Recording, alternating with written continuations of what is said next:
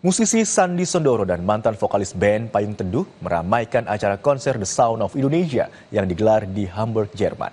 Pertunjukan seni budaya yang digagas PPI Hamburg itu tak sekedar acara hiburan, tetapi juga menjadi ajang menyuarakan rasa peduli terhadap isu lingkungan dan budaya di tanah air. Sebagai bentuk kepedulian nyata, seluruh keuntungan konser rencananya akan disumbangkan ke berbagai lembaga sosial dan lingkungan di Indonesia.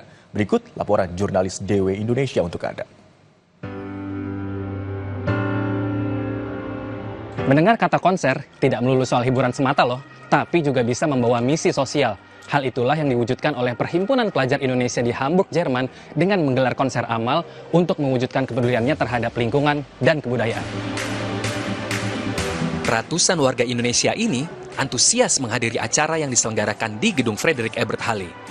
Mereka datang dari berbagai daerah di Jerman demi konser amal Sound of Indonesia 2025. Konser yang bertajuk Preservation of Indonesian Wonders ini menyoroti persoalan lingkungan dan budaya Indonesia. Bertempat di gedung konser berkapasitas lebih dari 1.000 orang, Sound of Indonesia menghadirkan pertunjukan seni yang memadukan tradisi dan inovasi modern.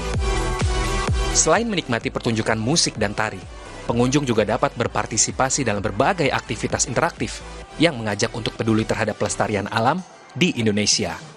Tujuan acara Sound of Indonesia ini untuk memberikan awareness kepada masyarakat Indonesia dan Jerman yang ada di sini mengenai pelestarian lingkungan dan kebersihan lingkungan yang ada di tempat-tempat wisata, terutamanya tempat-tempat wisata di Indonesia. Dari 2013, 14, 15, 17, dan 19. Namun karena COVID, kami tidak bisa menyelenggarakan acara ini dan di tahun 2020 ini kita mencoba untuk menyelenggarakan kembali acara Sound of Indonesia ini.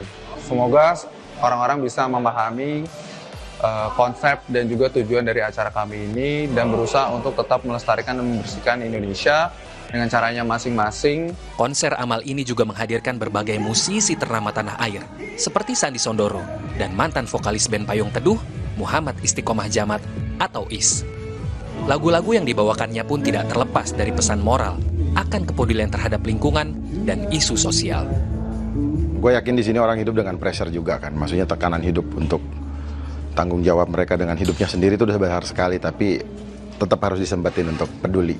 Karena ya lu kesini, lu dapat banyak ilmu, dapat banyak insight, dapat banyak hal baru, ya udah di-share lah.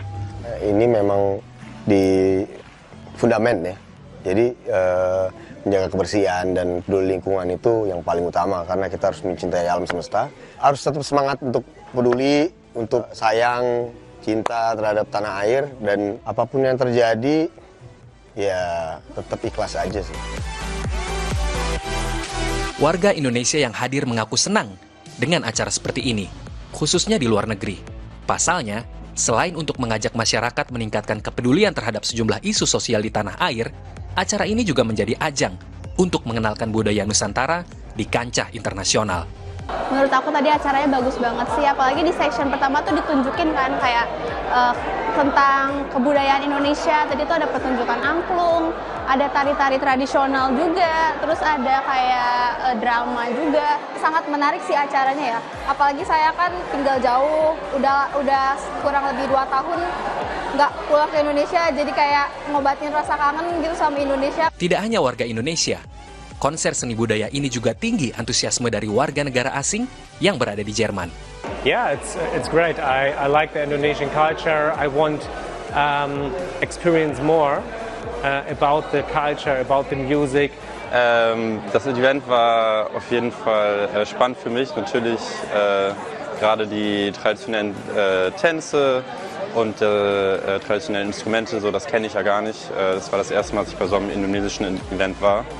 Es hat mir sehr viel Spaß gemacht. Sejak acara ini pertama kali diadakan pada tahun 2013, Sound of Indonesia telah menjadi wadah bagi para pelajar dan juga diaspora Indonesia untuk berkontribusi terhadap sejumlah isu sosial di tanah air.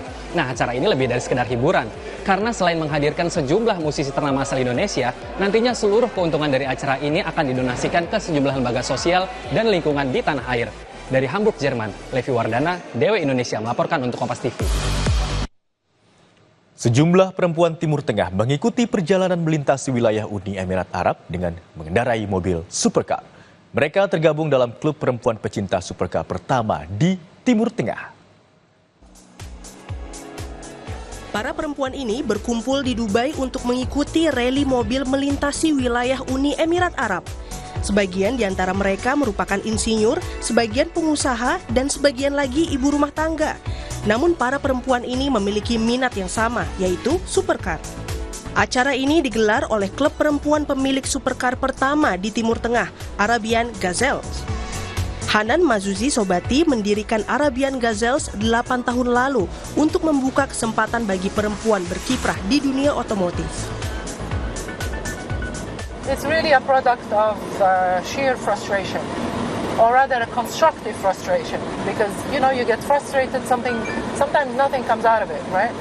But in this case, I was frustrated because women were overlooked in this automotive scene, and I thought someone has to do something about it, and to bring in more women and to drive the change. What we want to do really is to normalize women and supercars.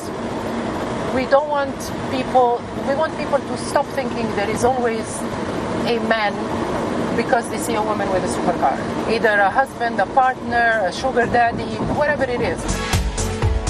Upaya Mazuzi untuk mengubah persepsi perempuan dan supercar kini mulai membuahkan hasil. Kini, brand otomotif ternama mulai mengundang kaum perempuan untuk menguji coba mobil-mobil terbaru mereka.